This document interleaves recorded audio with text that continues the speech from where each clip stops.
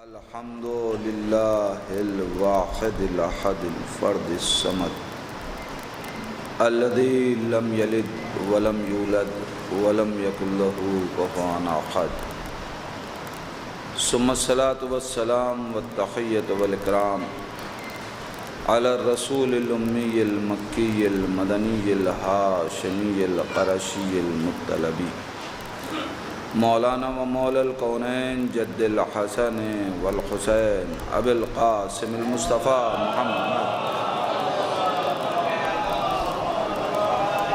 ولعنة الله على أعدائهم أجمعين من الآن إلى قيام يوم الدين وبعد يوم الدين. اللهم لعن قاتلي فاطمة الزهراء سلام الله عليها. اللهم لعن قتلة الحسين وأولاده وأصحابه أجمعين. أما بعد فقد قال الحسين عليه السلام بسم الله الرحمن الرحيم اللهم إنك تعلم إنه لم يكن ما كان منا تنافسا في سلطان ولا التماسا في فضول الخدام ولكن لنرى المعالم دينك ونظهر الإصلاح في بلادك ويأمن المظلومون من عبادك ويعمل بفرائضك وسنتك وأحكامك. صلوات پڑھیں محمد وآل محمد.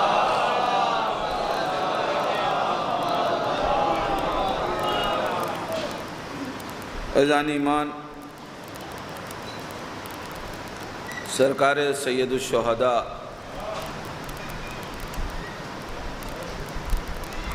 شہید اعظم نواسہ رسول جرگر بند بطول کا یہ آفاقی انقلاب جو ساری کائنات کے لیے ہر دور میں ہر مظلوم کا سہارا رہا اور ہر دور کے ظالم کی رسوائی کا سامان رہا، جس نے مستضعفین کو حوصلہ دیا اور ظالمین کے حوصلوں کو پست کیا. یہ انقلاب جو سن 61 ہجری میں ایک صحرا میں حسین لائے تھے، اس انقلاب نے کہ جسے ایک صحرا میں فرزند رسول نے برپا کیا، نہ جانے کتنے شہر ہیں اور کتنی نسلیں ہیں جن کے گلشن کو اس صحرا نے آباد کر دیا.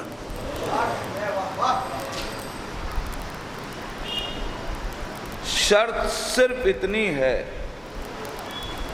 کہ تم انقلاب حسین کو سمجھتے چلے جاؤ، تمہاری زندگی سنورتی چلی جائے گی. ہم بھی مکتب حسینی میں فرش عزا پہ اسی لیے آتے ہیں کہ ہم یہ چاہتے ہیں کہ ہماری زندگی ان شہداء کی صورت درخشاں ہو جائے جنہیں کائنات مٹانا چاہتی تھی مگر مٹا نہ سکی، اس لیے کہ کائنات میں جو بھی ہے وہ یہ چاہتا ہے کہ ہم باقی رہیں. خداوند عالم نے خود ہم کو پیدا کیا ہی نہیں فنا کے لیے. حدیث قدسی کہہ رہی ہے ہم نے تمہیں پیدا کیا للبقاء لا للفنا. ہم نے تمہیں بقا کے لیے پیدا کیا ہے، فنا کے لیے پیدا نہیں کیا. کائنات کا ایک قطرہ بھی مٹنا نہیں چاہتا، مگر سب کی بقا کا کوئی نہ کوئی طریقہ ہے۔ قطرے کو باقی رہنا ہے تو خود کو سمندر میں فنا کر دے، اگر خود کو قطرہ سمندر میں فنا کر دے گا تو باقی رہ جائے گا۔ ہم بھی چاہتے ہیں یہ جو حیات کا سمندر کہ جسے حسین نے پیاس کے صحرا میں موجیں مارنا سکھایا ہے، اس سمندر میں ڈوبنا چاہتے ہیں، اور جو اس سمندر میں ڈوب جاتا ہے وہ باقی رہ جاتا ہے۔ پوری تاریخ شاہد ہے۔ دنیا یہ سمجھتی ہے کہ ہم کسی کا مذاق اڑانے کے لیے جمع ہو رہے ہیں، اتنی فرصت ہمارے پاس کہاں ہے کہ ہم ان کی باتیں کرنے آئیں کہ جن کا نہ حسب معلوم ہو نہ نسب پتہ ہو۔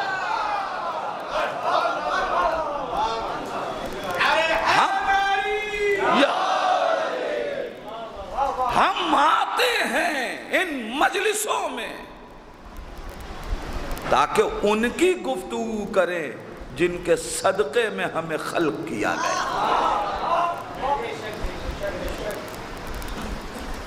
ہم صرف اور صرف مکتب حسینی سے وابستگی کے لیے جمع ہو رہے ہیں۔ قسم خدا کی نہج تو پڑھیں ہم تولا بھی کرتے ہیں حسین سے تو اس لیے کہ خدا سے قریب ہو جائیں۔ زیارت عاشور ذہن میں ہے نا، ہم انی اتقرب الیک، پروردگار تجھ سے قریب ہونے کے لیے ان سے تولا کرتے ہیں، ان کے دشمنوں سے تبرہ کرتے ہیں۔ یہ زیارت عاشور ہے، یعنی ہم لعنت بھی کسی کو جلانے کے لیے نہیں کرتے۔ اب یہ ہم کیا کریں کہ ہم یزید پہ لعنت پڑھیں، نشیب کہیں ہو۔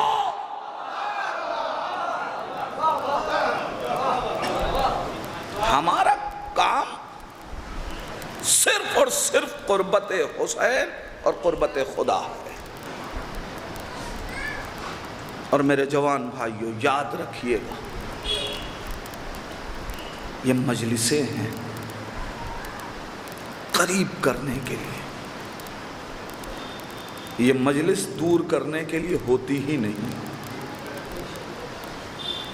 اسی لیے ہم عزاخانوں کے دروازے کھلے رکھتے ہیں،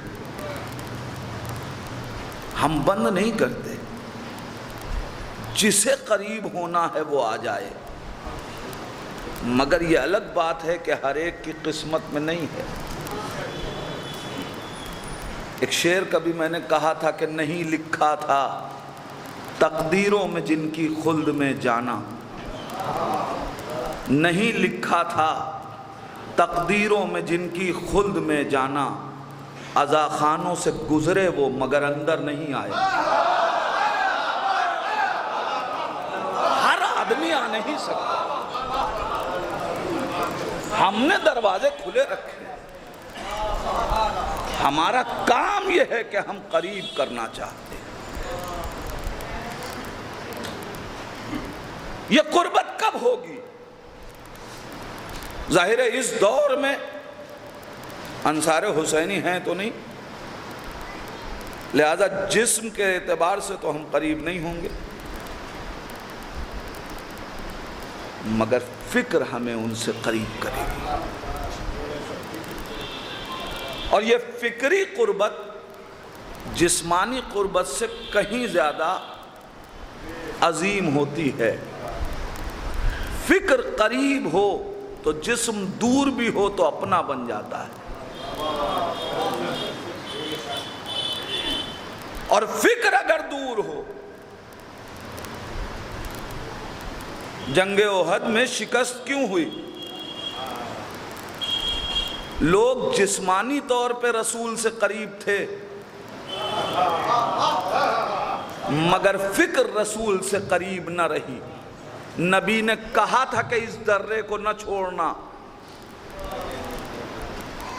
مگر چھوڑ دیا. تو جب رسول کی فکر سے قریب نہ رہے تو شکست پائے. لہذا ضروری ہے کہ ہم فکر سے قریب ہیں. فکر سے قریب ہونے کے لیے ہمیں افکار پڑھنے پڑیں گے. حسین مظلوم کی تقریروں کو پڑھنا پڑے گا، ان کے الفاظ کو سمجھنا پڑے گا. جب ہم فکروں کو سمجھیں گے تو فکری سفر ہمارا انہی کی طرف شروع ہوگا. ایک صلوات پڑھیں محمد وآل محمد.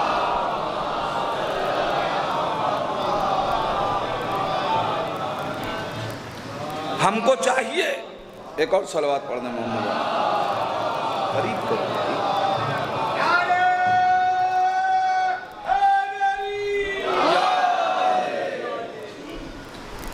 ہم کو چاہیے کہ ہم افکار حسینی کو پڑھیں.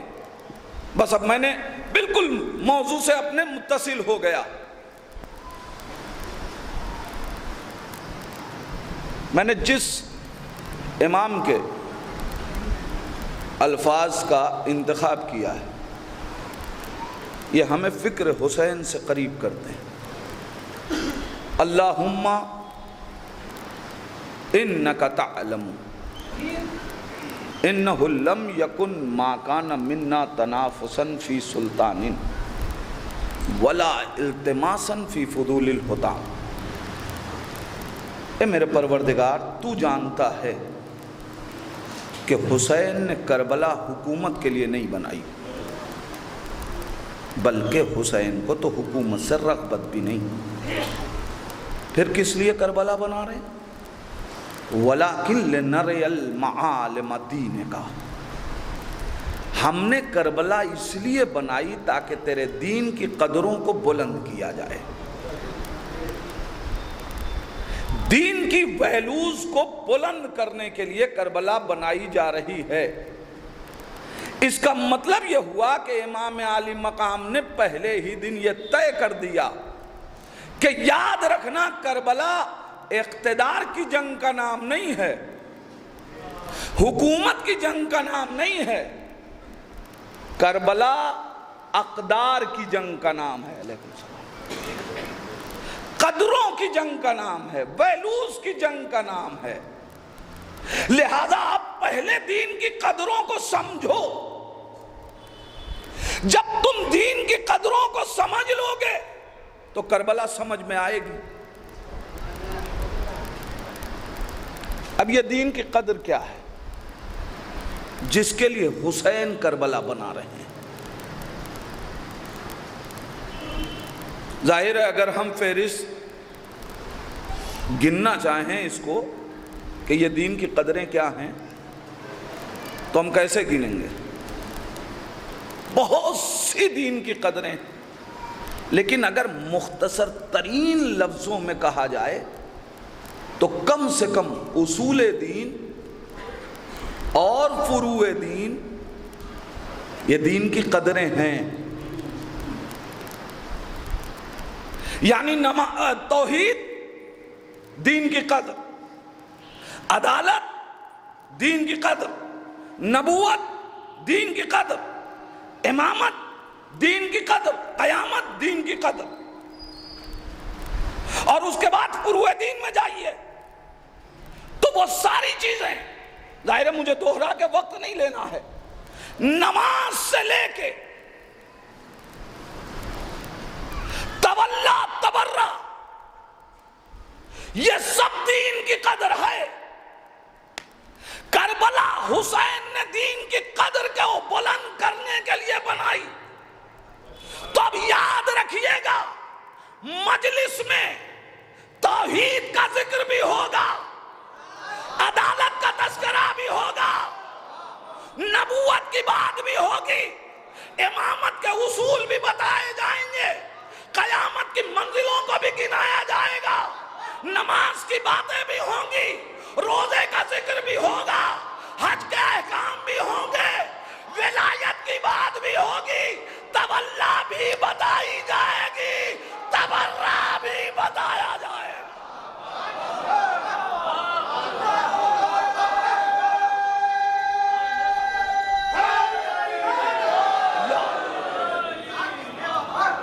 یہ کسی کو حق نہیں بنتا کہ وہ مجلسوں کو سلیکٹڈ کرے کہ یہ پڑھا جائے گا یہ نہیں پڑھا جائے گا۔ جہاں نماز کی تبلیغ کی ضرورت ہے وہاں نماز کی تبلیغ کی جائے گی، جہاں تبرہ سمجھانا ہے وہاں تبرہ بھی سمجھایا جائے گا۔ یہ اسلامی اصول ہیں، یہ نہیں چلے گا۔ اس دور میں تو کیا اس دور میں قرآن نہیں ہے؟ کیا قرآن میں برات کی آیتیں نہیں ہیں؟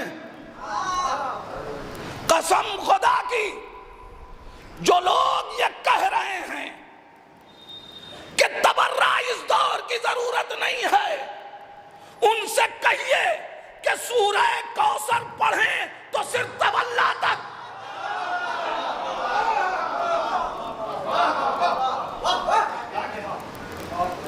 یہ کون سی بات ہوئی؟ لہذا ضرورت ہے نہ کسی کو یہ کہنے کی جرت اور ہمت ہونی چاہیے ارے صاحب وہ تو جائیے تو نماز ہی پڑھتے ہیں، روزہ ہی سناتے ہیں۔ ہاں ہم نماز سنائیں گے، روزہ سنائیں گے، اس لیے کہ یہ منبر حسین کا ہے۔ وہ یزید تھا جو کہہ رہا تھا کہ ہم نے حکومت نماز کے لیے تھوڑی لی ہے۔ قسم خدا کی قابل صد مبارکباد اور قابل افتخار ہیں یہ جوان کہ کل جتنا مجلس میں مجمع تھا اتنا ہی نماز میں بھی تھا، اس لیے کہ یہ حسین کی تبلیغ کو سمجھ رہے ہیں۔ یہ ہو ہی نہیں سکتا۔ کچھ باتیں میں عرض کرتے ہوئے اپنی منزل تک آنا چاہتا ہوں۔ لہذا کسی بھی مرحلے میں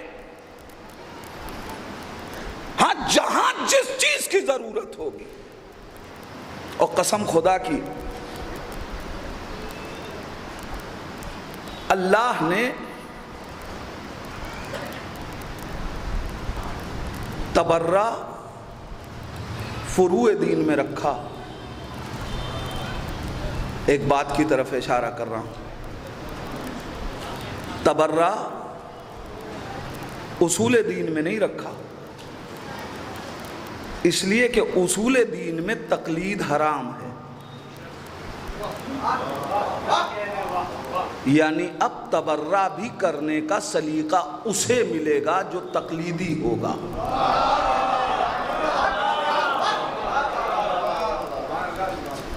اس کو بھی سمجھیں، فروع دین میں رکھا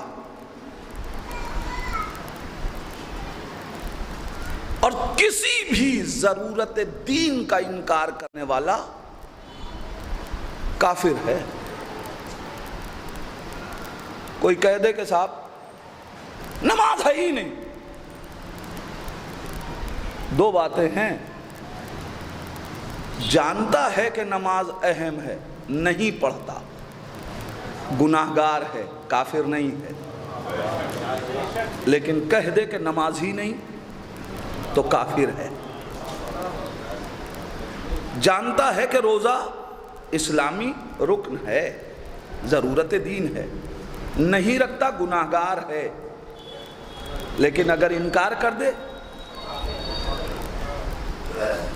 جتنی چیزیں ہیں یہ سب فروع دین میں ہیں۔ جیسے نماز کوئی اگر نہیں پڑھتا تو وہ گناہگار ہوگا، کافر نہیں ہوگا. اسی فہرست میں تو تولا اور تبرہ بھی ہے نا. لیکن عزیزان ایمان، نماز کبھی واجب ہوگی، کبھی مستحب ہوگی، کبھی حرام ہوگی. میں ایک منزل طے کر رہا ہوں.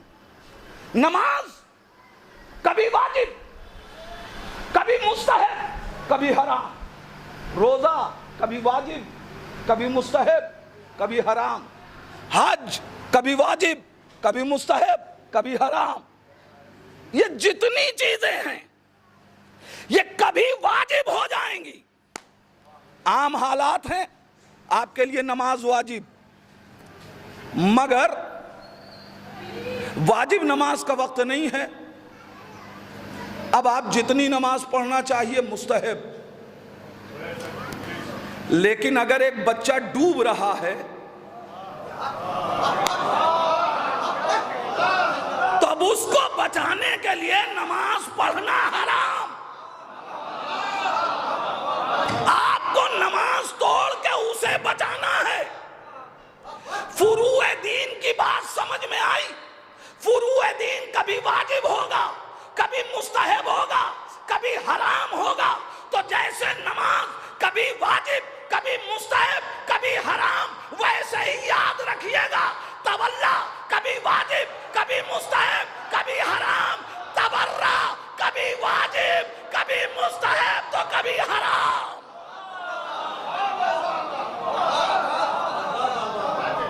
بات سمجھنے کی کوشش کریں.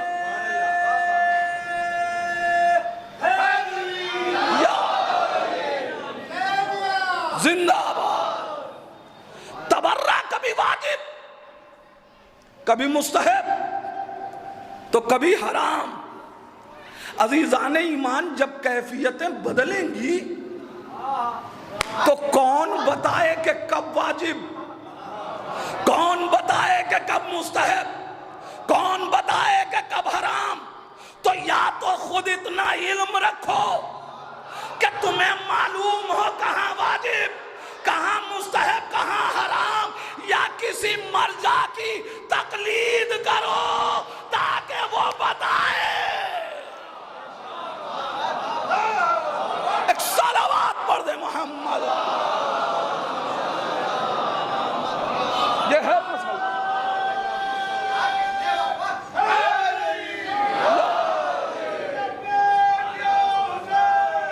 لبیک یا حسین، لبیک یا لبیک یا زہرا، لبیک یا زہرا، لبیک یا عباس، لبیک یا عباس، یا رسول اللہ. اللہم صلی اللہ. ہم نے کربلا دین کی قدروں کی حفاظت اور اس کو بلند کرنے کے لیے بنائی. لہذا اگر کربلا سمجھیں گے تو یہ مسئلے حل ہوتے جائیں گے.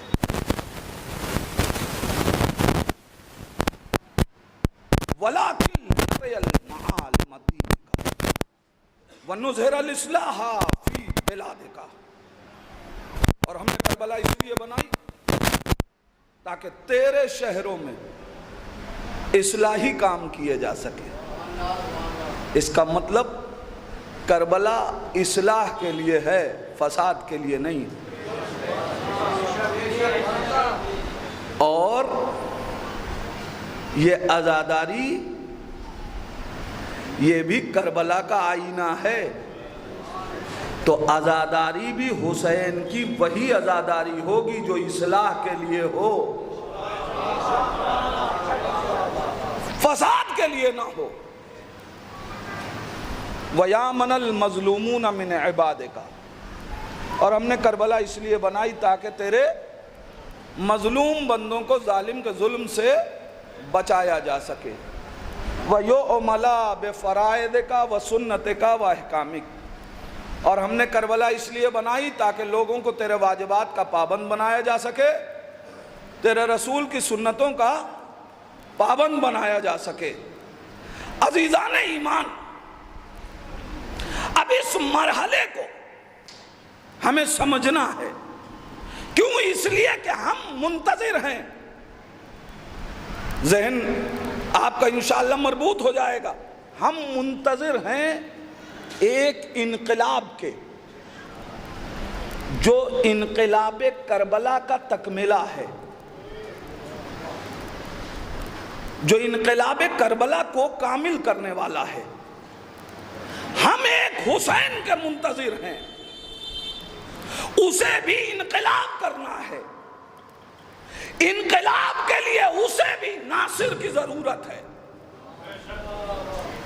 لہذا فکری طور پہ حسین کے اقوال پڑھ کے، ناصران حسین کو پہچان کے خود کو ویسا بنا لو تاکہ وہ وقت کا امام جب آ کے آواز دے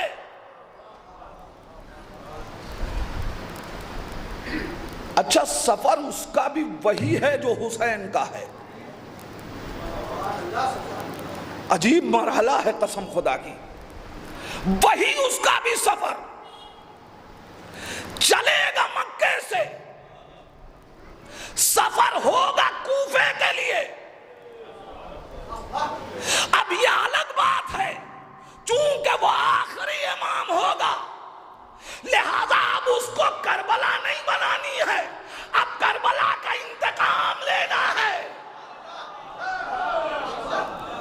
آگے میں بالکل موضوع سے قریب ہو گیا۔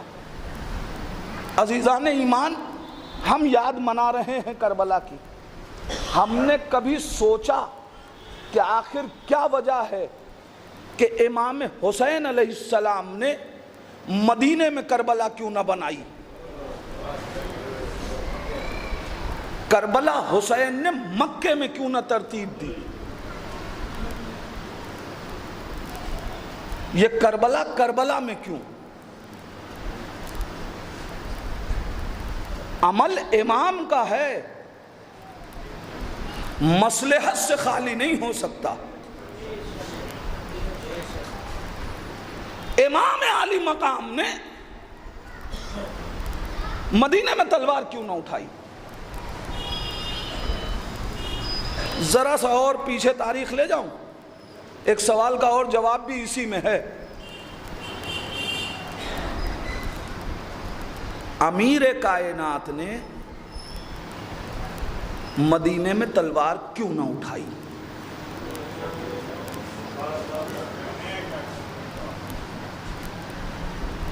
آج دنیا کہنے بھی لگی ہے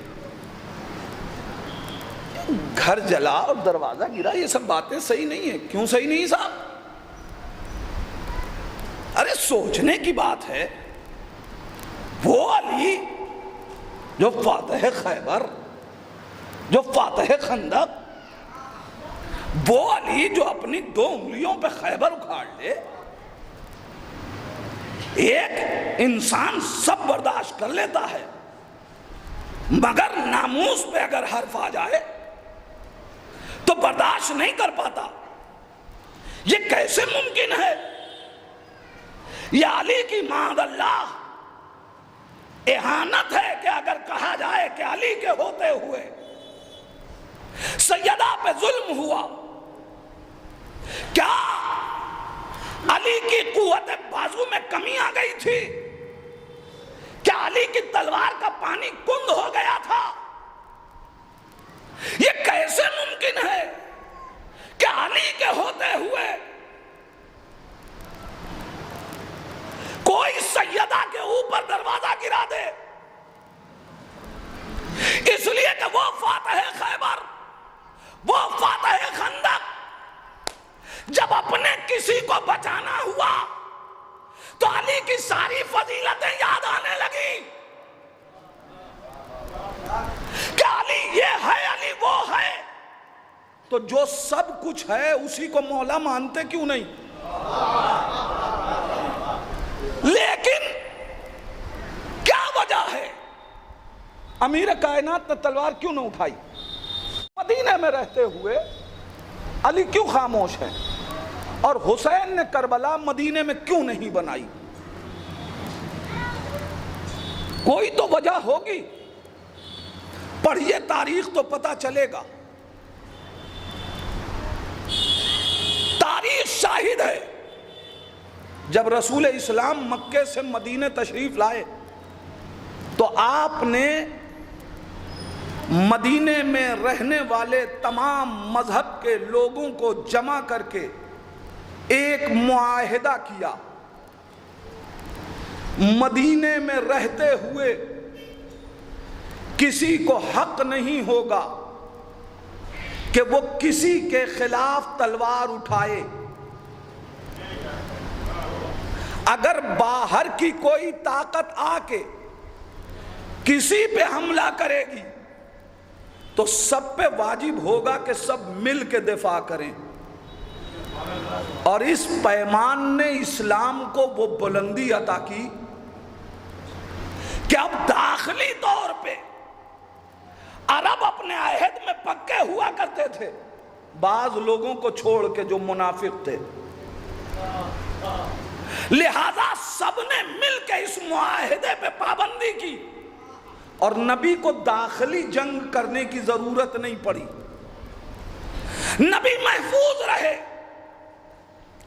عزیزان ایمان، پیغمبر اسلام نے مدینے کو جائے امن بنایا، مکے کو اللہ نے جائے امن بنایا۔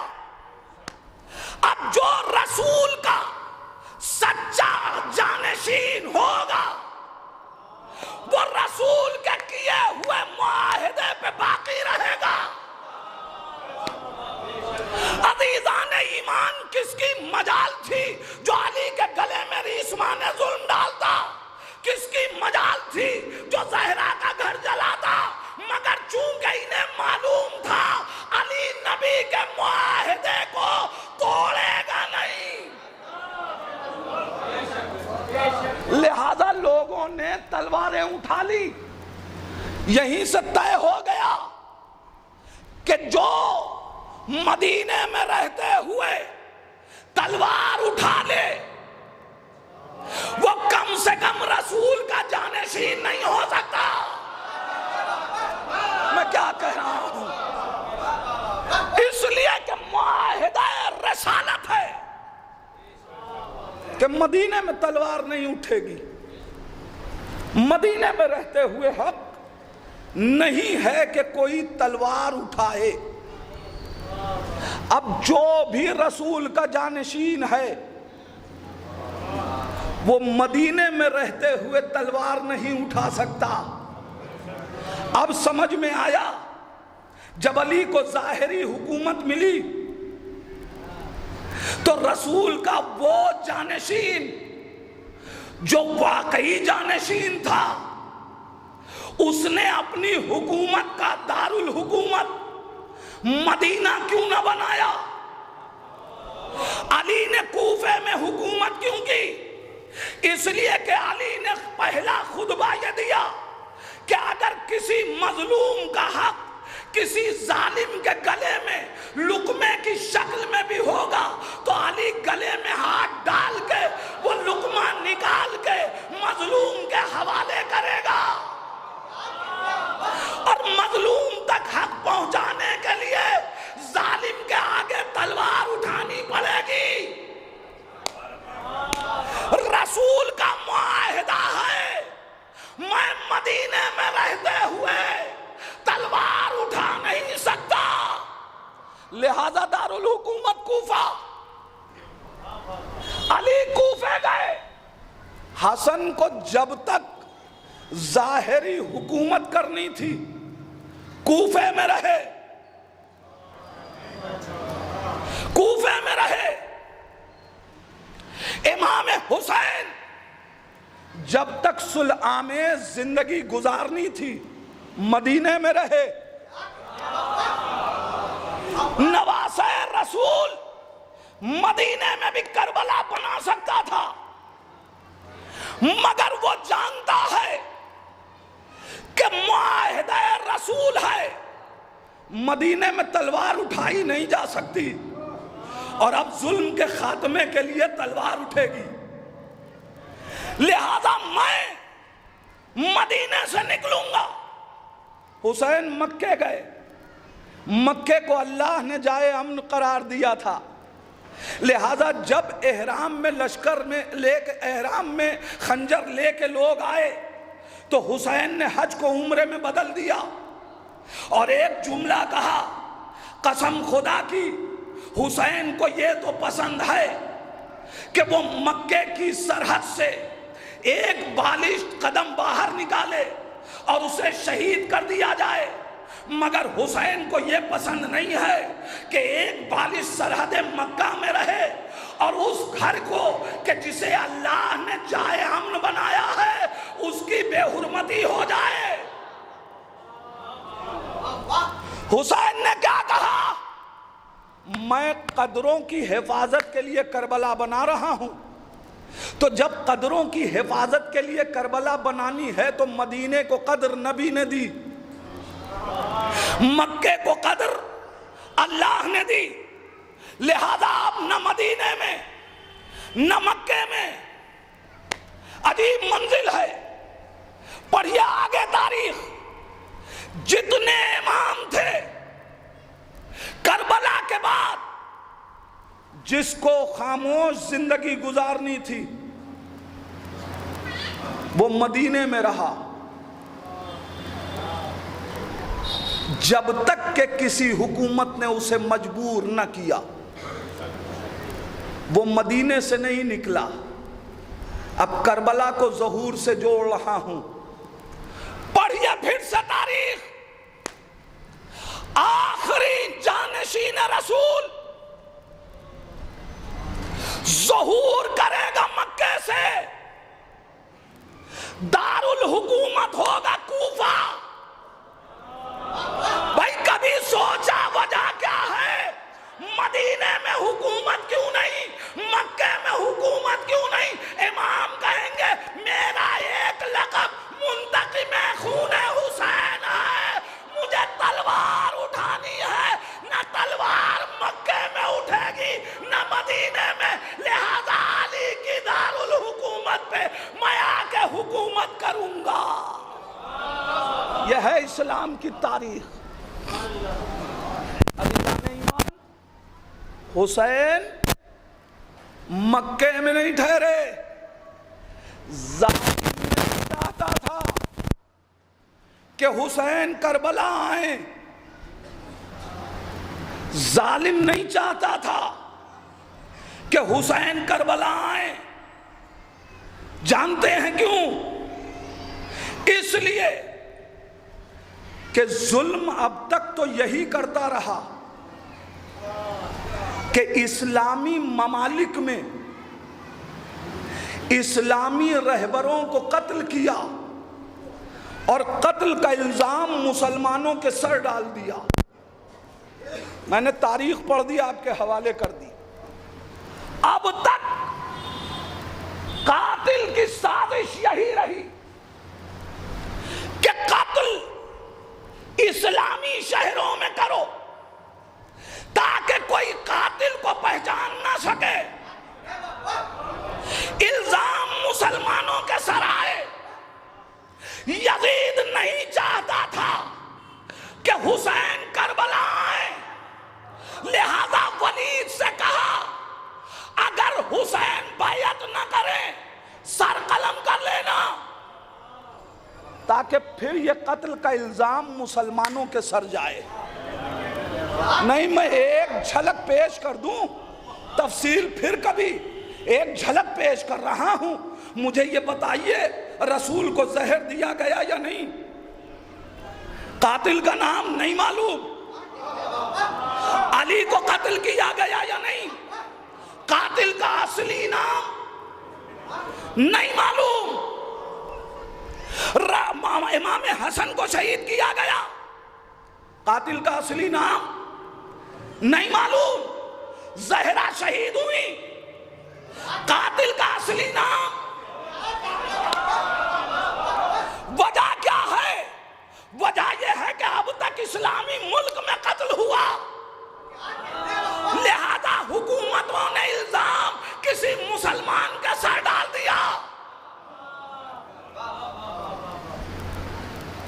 یزید بھی چاہتا تھا کہ حسین مدینے میں قتل کر دیے جائیں، لہذا ولید سے کہا، جب وہاں کامیاب نہ ہوا تو احرام میں خنجر دے کے مکے بھیج دیا۔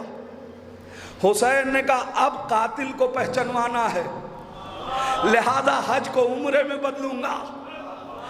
کوفے سے خط لکھوا کے بلایا گیا کہ وہاں آ جائیں۔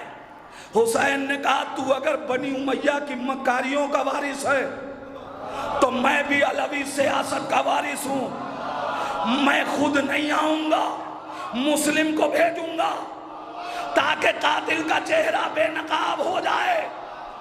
ہر مقام پہ ظالم یہ چاہتا رہا کہ حسین کربلا نہ آئے، حسین کربلا نہ آئے، حسین کربلا نہ آئے۔ تو اب مجھے کہنے دیجئے، یہ نہ کہنا کہ یزید کا لشکر تھا جو حسین کو گھیر کے کربلا لائے۔ سپاہی نہیں بننا، ناصر بننا ہے۔ میں بغیر کسی تمہید کے ایک کیریکٹر چھیڑ رہا ہوں۔ ناصر ہوتے کیسے ہیں اسے سمجھنا ہوگا۔ جو بنی امیہ کی سازشوں کو پہچان لے، یعنی بصیرت رکھتا ہو،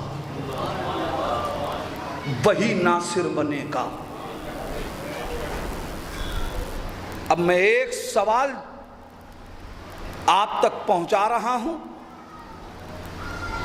اور غور کیجئے گا کہ ہمیں کربلا اس زاویے سے بھی سمجھنی چاہیے یا نہیں۔ کربلا کے میدان میں امام حسین علیہ السلام کا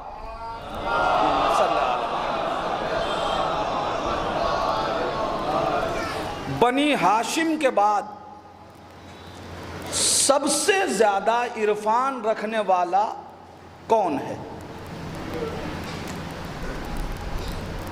بنی ہاشم کے بعد سب سے زیادہ عرفان حسین کا کسے ہے؟ بچپن کا دوست حبیب، اس سے بڑھ کے کسی کو عرفان نہیں ہے حسین کا۔ جس کے بچپنے میں حسین کی معرفت کا عالم یہ تھا کہ جب امام حسین چلتے تھے تو جناب حبیب سرکار سید الشہداء کے قدموں کی خاک اٹھا کے اپنی پیشانی سے لگاتے تھے۔ اچھا، ایک اعتراض کا جواب بھی لے لیں۔ تاریخ کہتی ہے کہ پیغمبر اسلام ایک دن مدینے میں گلی سے گزر رہے تھے، دیکھا کچھ بچے کھیل رہے، رسول اللہ نے اس میں سے ایک بچے کو اٹھایا اور اس کی پیشانی کا بوسہ دیا۔ رسول آگے بڑھنے لگے۔ ایک شخص نے کہا یا رسول اللہ، اتنے بچے کھیل رہے تھے، آپ نے صرف ایک ہی بچے کی پیشانی کیوں چومی؟ رسول اللہ نے جواب دیا، کیا تم نے دیکھا نہیں ہے کہ جب میرا حسین چلتا ہے تو یہ میرے حسین کے قدم کی خاک اٹھا کے اپنی پیشانی سے لگاتا ہے۔ ہم پہ اعتراض کیا جاتا ہے نا، آپ خاک شفا پہ سجدہ کیوں کرتے ہیں؟ آپ خاک شفا پہ سجدہ کیوں کرتے ہیں؟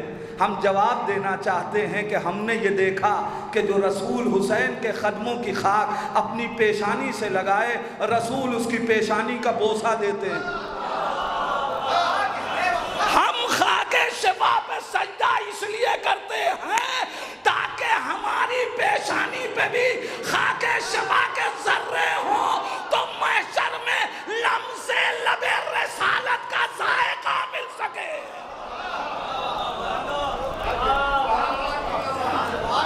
اتنا بامعرفت بچپن میں حسین کی یہ معرفت ہے، تو جس کی بچپن میں یہ معرفت ہو،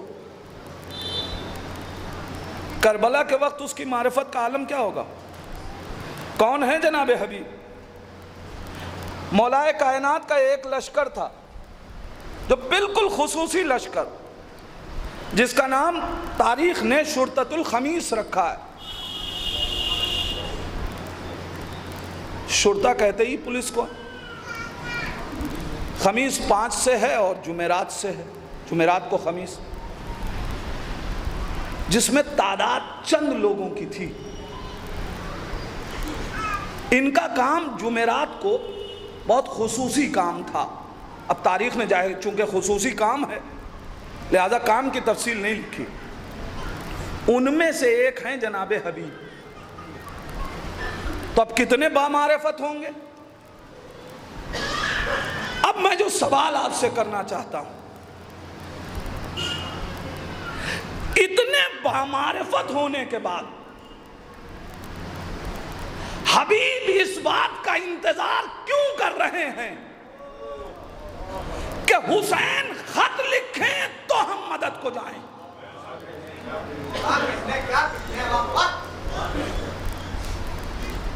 دوست تو بچپن کے ہیں، دوستی کا تقاضا کیا ہے؟ جیسے ہی پتا چلے کہ کوئی دوست پریشانی میں ہے، بغیر دوست کے بلائے پہنچنا یہ دوستی کا تقاضا ہے۔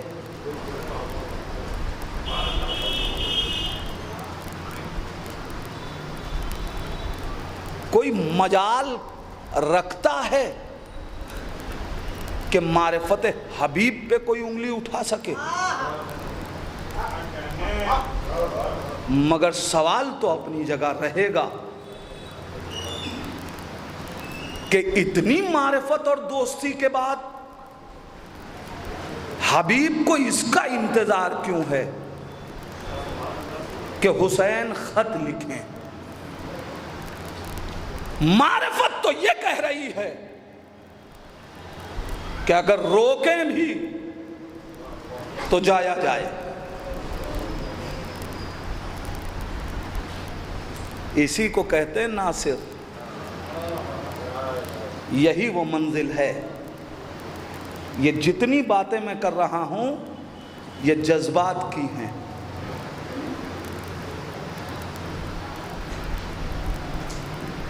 اچھا آپ بتائیں، حبیب کو علم نہیں تھا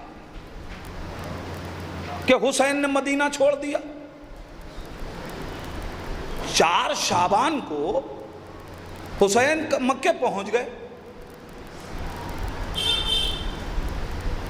تو جب 4 شعبان کو مکے پہنچ گئے،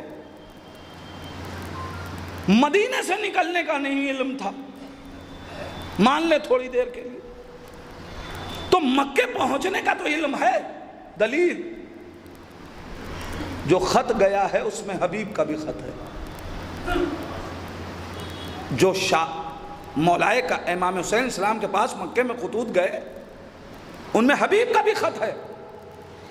تو اس کا مطلب یہ ہے کہ حبیب جانتے ہیں کہ حسین مکے میں ہیں، تو اے حبیب جب حسین مکے میں ہیں تو آپ کوفے میں کیا کر رہے ہیں؟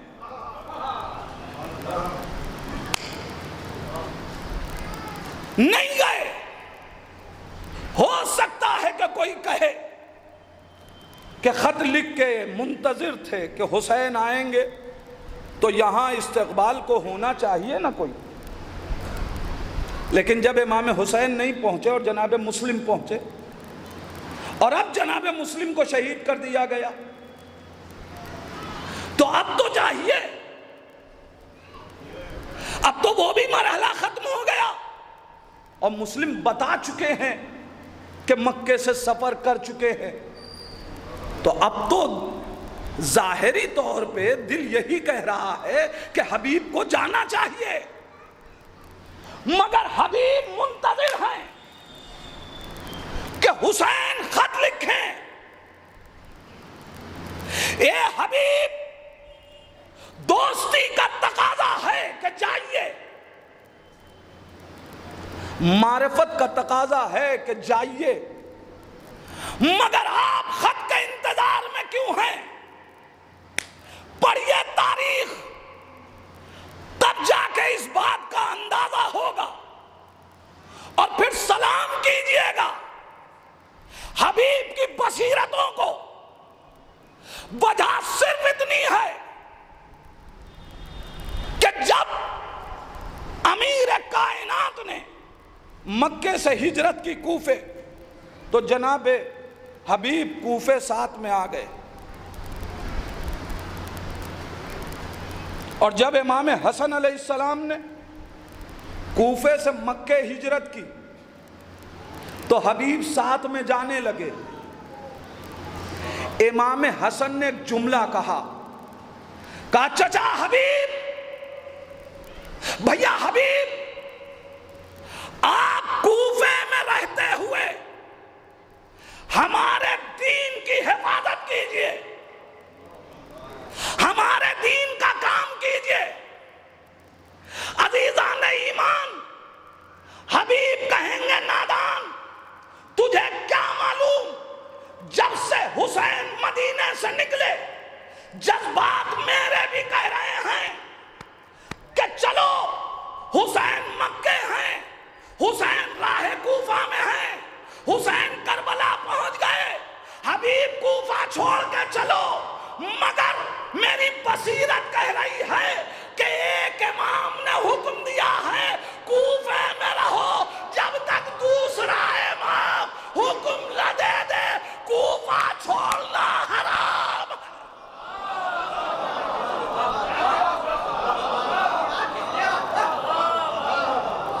سب چلے جائیں کوفے سے، مجھ حبیب کے لیے کوفہ چھوڑنا حرام ہے۔ میں رسول کے سپاہیوں کی طرح نہیں ہوں کہ نبی کہیں اور درہ چھوڑ دیں۔ میں سپاہی نہیں، ناصر ہوں۔ ناصر حکم امامت کا پابند ہوتا ہے۔ جذبات لاکھ کہہ رہے ہیں کہ چلو حسین کی طرف، مگر حکم امامت کہہ رہا ہے جب تک امامت اپنا حکم واپس نہ لے لے، کوفہ سے نکلنا نہیں، کوفہ چھوڑنا نہیں۔ یہ ہے بصیرت۔ اور اب حسین نے جو ٹائٹل دیا وہ سمجھ میں آتا ہے۔ حسین نے ایک جملہ لکھا نا خط میں، من الحسین الغریب الی الرجل الفقیہ، اس لیے کہ فقیہ وہی ہوتا ہے جو جذباتی فیصلہ نہ کرے، جو شریعتوں کا پابند ہو، جو ہوائے نفس کا پیرو نہ ہو، اسے فقیہ کہتے ہیں نا۔ حسین نے لکھا کہ ایک مرد فقیہ کی طرف، ایک مرد فقیہ کی طرف، میرے جوان بھائیوں، فقاہت دین کی قدر ہے، لہذا کوئی کربلائی فقیہ کی بے حرمتی نہیں کر سکتا۔ دلیل چاہیے تو یوں لیجئے کہ کربلا میں جیسے ہی حبیب آئے، اکبر کو حسین نے بھیجا، علی عباس کو حسین نے بھیجا، جاؤ حبیب کا استقبال کرو۔ فقیہ کا احترام کروا کے بتایا، جو کربلائی ہوگا وہ فقیہوں کا احترام کرے گا۔ حسین بھیج رہے ہیں۔ میں سوچ رہا تھا کہ یہ جملہ حسین نے کیوں علی جناب حبیب کے لیے لکھا کہ الی الرجل الفقیہ۔ کوفے کے خط لکھنے میں اس جملے میں ایک مصلحت اور تھی۔ حسین کو بتانا تھا چونکہ کوفے ہی سے ایک نام نہاد مفتی نے میرے قتل کا فتویٰ لکھا ہے، لہذا میں حبیب کو فقیہ لکھ کے بتا رہا ہوں۔ یاد رکھنا، فقیہ وہ نہیں ہوتا جو حسینیت کے خلاف فتوے دے، حقیقی فقیہ وہ ہے جو ناصر حسین بنے۔ فقاہت کے احترام کو بچایا۔ اب سوال پلٹ کے سرکار سید الشہداء کی خدمت میں بڑے ادب سے دیکھیں ہمیں ناصر کو پہچاننا ہے. ناصر جذباتی فیصلہ نہیں کرتا، شریعت کا پابند ہوتا ہے. جذبات کہہ رہے تھے کہ چلے آؤ، مگر حبیب نے شریعت کا دامن نہیں چھوڑا. مولا جب خط ہی لکھنا ہے تو مدینے سے لکھ دیجئے، بچپن کا دوست ہے، آپ جانتے ہیں کہ تڑپ رہا ہے، خط لکھ دیجئے. اچھا مکے سے لکھ دیجئے، نہیں لکھا راہ کوفہ سے بھیج دیجئے. اب تو مسلم شہید ہو گئے. مگر حسین بھی حبیب کو خط نہیں لکھتے. کیا وجہ ہے؟ حبیب کوفے میں تڑپ رہے ہیں، حسین کیفیت سے واقف ہیں، پھر خط کیوں نہیں لکھا؟ حسین آواز دیں گے، بھیا حبیب تم میرے بچپن کے دوست ہو، میں تمہاری معرفت سے واقف ہوں، مجھے معلوم ہے کہ تم تڑپ رہے ہو، مگر حبیب میں نے تمہیں خط ابھی اس لیے نہیں لکھا کہ میں تمہیں تسکین زینب بنانا چاہتا ہوں. میں نے جملہ آپ کے حوالے کر دیا، میں تمہیں تسکین زینب بنانا چاہتا ہوں. مولا کیا کہنا چاہتے ہیں؟ کہا میں منتظر ہوں اس وقت کا جب دشمن کی فوج پہ فوج آئے، میری بہن تڑپ کے میرے پاس آئے گی، بھیا دشمن کی فوج پہ فوج آ رہی ہے، کیا آپ کا کوئی ناصر نہیں ہے؟ اے حبیب اگر میں نے پہلے ہی تم کو خط لکھ دیا تو زینب کی دل کو تسکین کس سے ہوگی؟ لہذا حبیب تم کوفے میں تڑپ رہے ہو، مجھے معلوم ہے، مگر میں انتظار کر رہا ہوں تاکہ زینب کے دل کو تسکین مل سکے. جزاکم ربکم، جزاک اللہ عزادار. میں انتظار کر رہا ہوں، آ گیا وہ وقت کہ جب زینب اپنے بھائی کے پاس آ گئی. بھیا دشمن کی فوج پہ فوج آ رہی ہے، کیا آپ کا کوئی ناصر نہیں ہے؟ زینب ٹھہرو، ابھی میں اپنے دوست کو خط لکھتا ہوں. مشکل میں دوست کے کام آتا ہے. حسین نے خط لکھا، من الحسین الغریب. اس جملے کی وضاحت کروں؟ ہم نے پڑھ دیا اور آپ نے سن لیا. حسین نے کیا کہا؟ من الحسین الغریب. اس جملے کی وضاحت کر رہا ہوں. کتنا سخت جملہ ہے جانتے ہو؟ جانتے ہو کتنا سخت جملہ ہے؟ زہرا کے دل سے پوچھو کتنا سخت جملہ ہے. تاریخ آپ کے حوالے کر رہا ہوں. جب حسین نے اپنے کو غریب کہا، جب سیدہ کا جنازہ تیار ہو گیا نا، علی نے آواز دی، بچوں آؤ ماں کا آخری دیدار کر لو. مقتل کہتا ہے امام حسن آگے بڑھے، ماں کے تلموں سے پیشانی کو ملا، ایک جملہ کہا، السلام علیک یا اماں. اے اماں میرا سلام قبول کرو. کلمنی یا اماں قبل ان تفارق روحی من جسمی.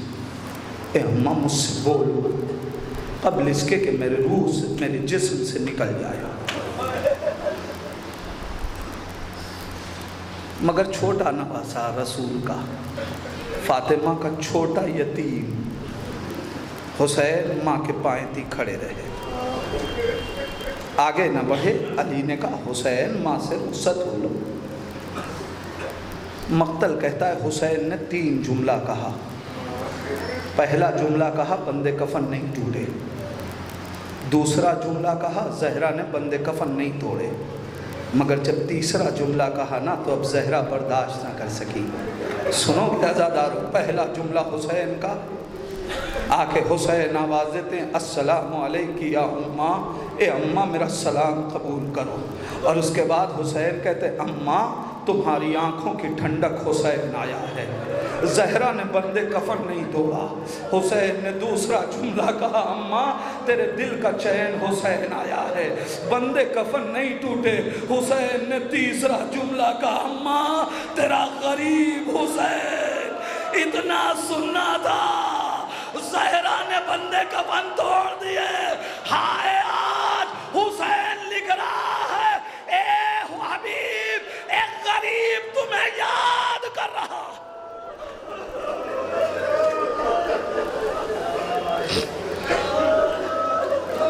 حبیب کے ہاتھ خط ملا، آنکھوں سے لگایا، بوسہ دیا.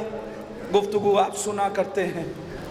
اپنے غلام کو رہوار دیا، جاؤ میں ابھی کوفے کے باہر آؤں گا. لو عزادارو رہوار لے کے غلام آگے بڑھا.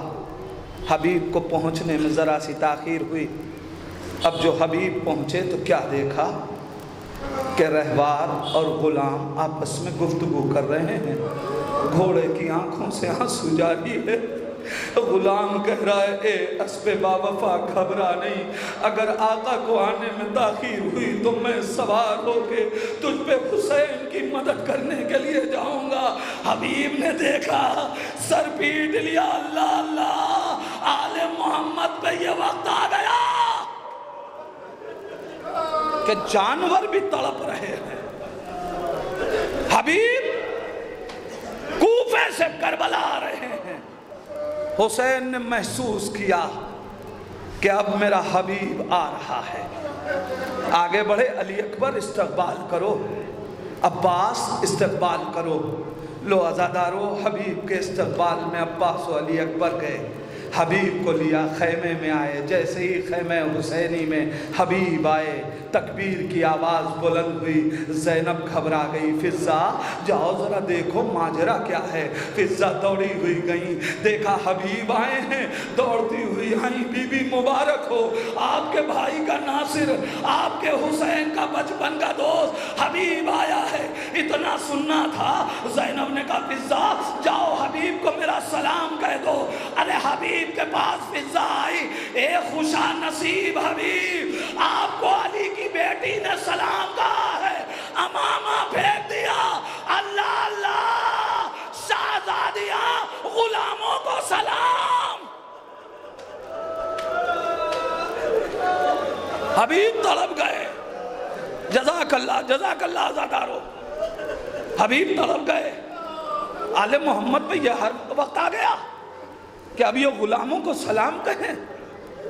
میں کہوں گا حبیب ابھی صرف زینب کی آواز، زینب کا سلام تم تک پہنچا ہے، تم سے برداشت نہ ہوا.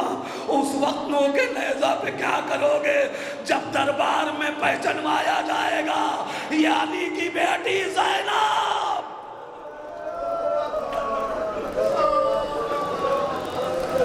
جس منزل تک آپ کو لانا چاہتا تھا آنسوؤں کے ساتھ آپ یہاں تک آ گئے. عزادارو کون آیا؟ حسین کا بچپن کا دوست. دوست جانتے ہو نا کسے کہتے ہیں؟ جو باتیں آدمی اپنے بھائی سے نہیں کر پاتا، اپنی بہنوں سے نہیں کر پاتا، وہ اپنے دوست سے کر لیتا ہے. مقتل نے نہیں بتایا مگر تاریخ نے، دل نے یہی کہا کہ جب حبیب آئے ہوں گے سب سے مل چکے، حسین نے حبیب کا ہاتھ پکڑا ہوگا. اے حبیب آؤ تنہائی میں، حسین درد دل کرنا چاہتا ہے. اب لے کے بیٹھے ہوں گے حبیب تمہیں معلوم ہے مجھ سے مدینہ چھوڑوا دیا گیا. اے حبیب اماں کی قبر چھوڑنی پڑ گئی. اے حبیب ارے کون ہے جو وہاں مجاوری کرے. اے حبیب مجھے حج نہیں کرنے دیا گیا. حبیب سے حسین درد دل کر رہے ہیں. بڑا سکون مل جاتا ہے جب انسان اپنا بوجھ اپنا درد کسی سے کہہ دے، اے عزادارو، مقتل نے ایک جملہ لکھا ہے، جس وقت حبیب مارے گئے، یہ جملہ صرف حبیب کے لیے لکھا، جب حبیب مارے گئے تو حسین کے چہرے کے اوپر ایک ایسا ملال طاری ہوا کہ حسین نے خدا کو گواہ بنا کے کہا، پروردگار تیری راہ میں یہ زخم حسین تحمل کر رہا ہے۔ اے عزادارو، ایک دوست کی جدائی حسین کے لیے کتنی شاق تھی۔ ہاں عزادارو، مگر میں کہوں گا حبیب آپ حسین سے مقتل کی اجازت نہ مانگیے گا، اس لیے کہ دوست رہتا ہے تو دوست درد دل کر لیتا ہے۔ ابھی تو صرف مدینہ چھوٹا، حسین آپ سے درد دل کر رہے ہیں۔ حسین کو اس وقت ضرورت ہوگی جب اکبر مارا جائے، حسین کو ایک دوست کی ضرورت اس وقت ہوگی جب 6 مہینے کا لاشا حسین کے ہاتھوں پہ ہو۔ بس عزادارو، مجلس ختم، 2-4 جملے اور۔ حبیب حسین سے رخصتی کے لیے آئے، حبیب مقتل جا رہے ہیں۔ سنو گے عزادارو، مقتل نے عجیب کیفیت لکھی ہے۔ جس وقت حبیب دنیا سے جانے لگے، حبیب کا سر حسین کے زانوں پہ تھا۔ بہت خوش نصیب ہیں شہداء، اس لیے کہ مرنے سے پہلے انہیں حسین کا زانو ملا، مگر وہ غریب کیا کرے جس کا لاشا تیروں پہ معلق۔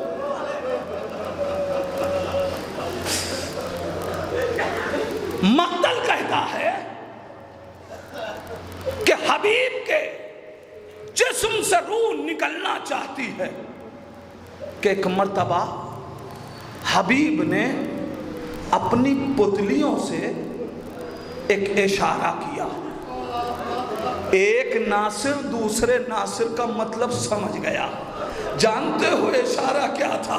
ایک مرتبہ اشارہ کر کے کہا، اوسی کا بہذا الحسین، اے جانے سارو میں تمہیں حسین کی وصیت کر رہا ہوں، ایسا نہ ہو کہ حسین شہید ہو جائے تم میں کوئی بچا رہ جائے۔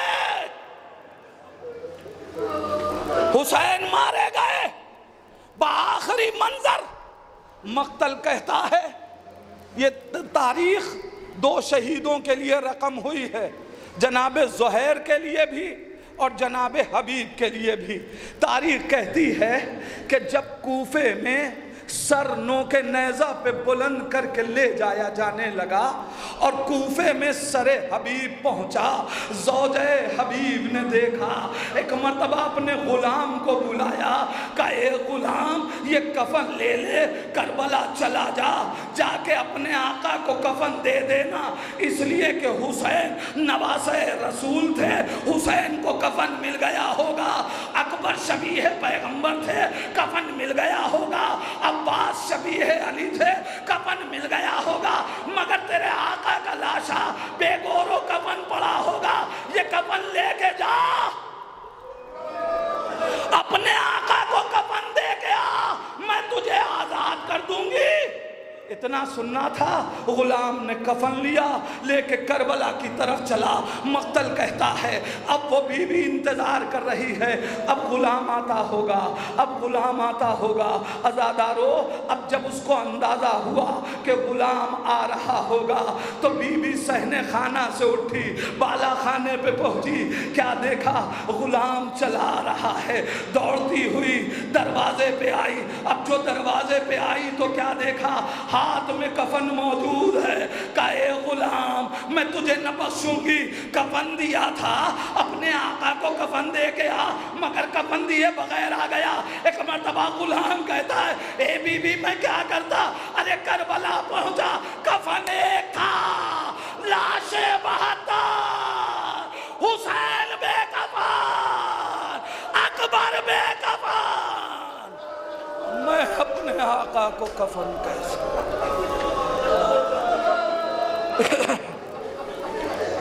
اِنَّا لِلَّهِ وَإِنَّا إِلَيْهِ راجعون رضاً بقضائه وتسلیماً لأمره۔ بار لا تجھے واسطہ ہے محمد و آل محمد کی آوازوں پہ اپنی رحمت نازل فرما۔ میرے اللہ ہم سب کو ناصران حسین کو پہچاننے اور ان کے صدقے میں ہم سب کو